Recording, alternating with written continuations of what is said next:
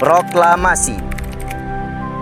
Kami, bangsa Indonesia, dengan ini menyatakan kemerdekaan Indonesia. Hal-hal yang mengenai pemindahan kekuasaan dan lain-lain diselenggarakan dengan cara seksama dan dalam tempo yang sesingkat-singkatnya. Jakarta, 17 Agustus 1945. Atas nama bangsa Indonesia.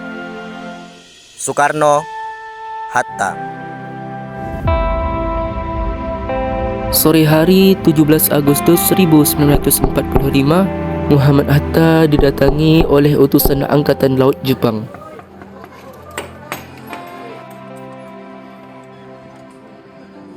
Silahkan masuk. Saya tidak setuju dengan adanya sila pertama. Seharusnya sila pertama itu harus diganti. Iya benar. Bukannya itu Opsir Kaigun? Iya itu Opsir Kaigun. Ayo kita ke sana. Ayo.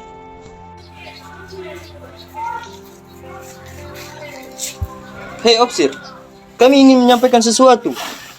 Begini Opsir, kami tidak setuju dengan adanya sila pertama. Mengapa pada sila pertama Piagam Jakarta berbunyi demikian? Bagaimana dengan kami umat non-muslim? Jika masih seperti itu bunyinya, kami akan keluar dari Republik Indonesia.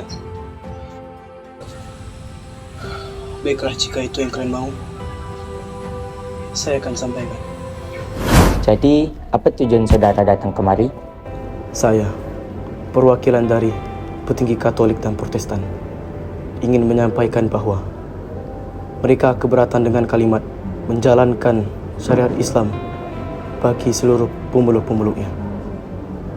Jika kalimatnya begitu, mereka akan lebih memilih keluar dari Republik Indonesia. Baiklah, jika itu yang saudara inginkan. Untuk masalah ini, akan saya pertimbangkan kembali dengan saudara yang lain. Baiklah, itu saja yang ingin saya sampaikan. Asal-usul kalimat sila pertama tersebut berawal dari rumah Soekarno. Kembali pada tanggal 22 Juni 1945, panitia kecil beranggotakan 9 orang melangsungkan rapat di sana dan menghasilkan rancangan pembukaan Undang-Undang Dasar. Bagaimana jika kita menindaklanjuti tentang sidang BPUPKI kemarin? Karena masih ada 3 usulan dari Bung Karno, Muhammad Yamin, dan Bung Tomo. Bukankah dari 3 usulan tersebut kita harus menyatu padukannya? Saya ingin mengusulkan, bagaimana jika sila pertama Pancasila sesuai apa yang dikatakan oleh Bung Soekarno? Izin Ketua, saya kurang setuju Bung. Karena walaupun keberagaman budaya dan agama, sila pertama harusnya diisi oleh ketuhanan dengan kewajiban melaksanakan syariat Islam bagi pemeluk-pemeluknya. Izin Ketua, saya setuju dengan pendapat Saudara Agus Salim. Dengan mengedepankan diri kita kepada Sang Pencipta, kita menjadi beretika dengan sesama kita.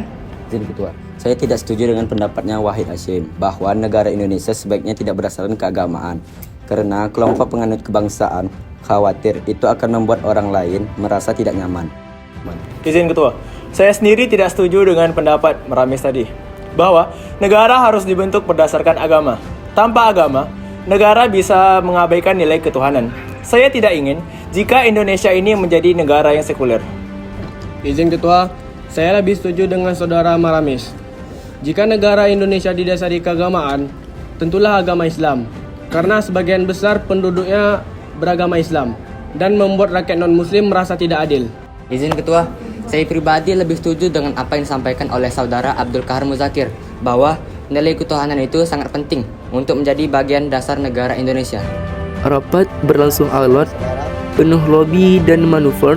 Kubu nasionalis sekuler dan kubu nasionalis Islam bersikukuh pada pendiriannya. Piagam Jakarta adalah hasil kompromi dari 2 kubu tersebut. Menurut dasar kemanusiaan yang adil dan beradab, persatuan Indonesia, dan kerakyatan yang dipimpin oleh hikmat kebijaksanaan dalam permusyawaratan perwakilan, serta dengan mewujudkan suatu keadilan sosial bagi seluruh rakyat Indonesia. Baiklah, saya tutup rapat pada hari ini. Terima kasih kepada saudara-saudara sekalian. Assalamualaikum warahmatullahi wabarakatuh. Waalaikumsalam warahmatullahi wabarakatuh. Di sidang kedua BPUPK, Johannes Latuharhari menilai sila pertama dasar negara dalam Piagam Jakarta mengacaukan hukum adat. Sedangkan Ki Bagus Hadikusumo justru ingin menghapus frasa bagi pemeluk-pemeluknya. Saudara-saudara sekalian, mari kita mulai sidang kedua BPUPK. Sekiranya hal apa yang saudara-saudara sekalian ingin sampaikan mengenai Piagam Jakarta?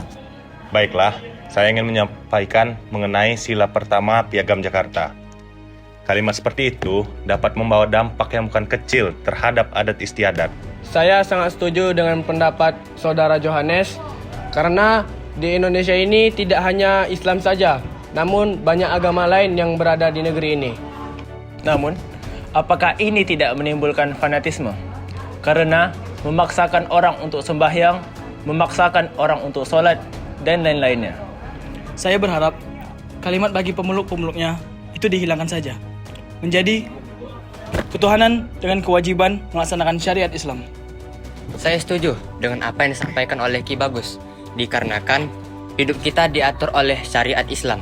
Saya tidak setuju dengan pendapat saudara Ki Bagus, karena jika kalimat bagi pemeluk-pemeluknya dihilangkan, maka saudara-saudara kita yang bukan Islam harus menjalankan syariat Islam. Soekarno masih tetap bersikukuh dengan pendiriannya.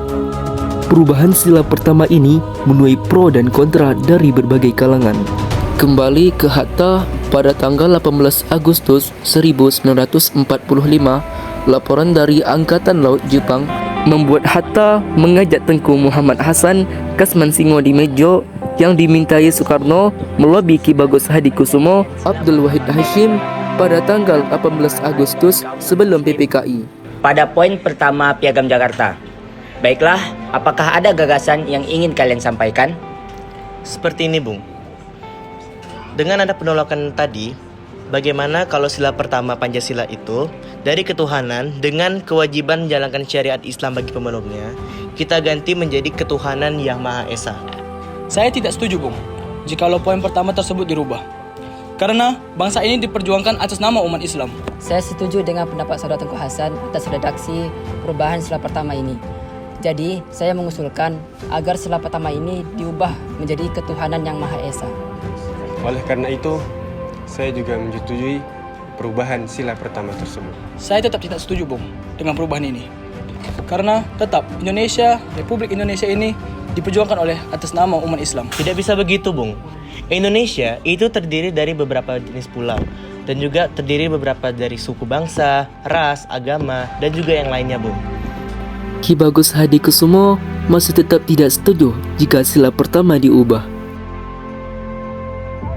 Tetapi setelah beberapa saat mereka berdebat, akhirnya Ki Bagus Hadikusumo pun hatinya pun luluh jika sila pertama diubah.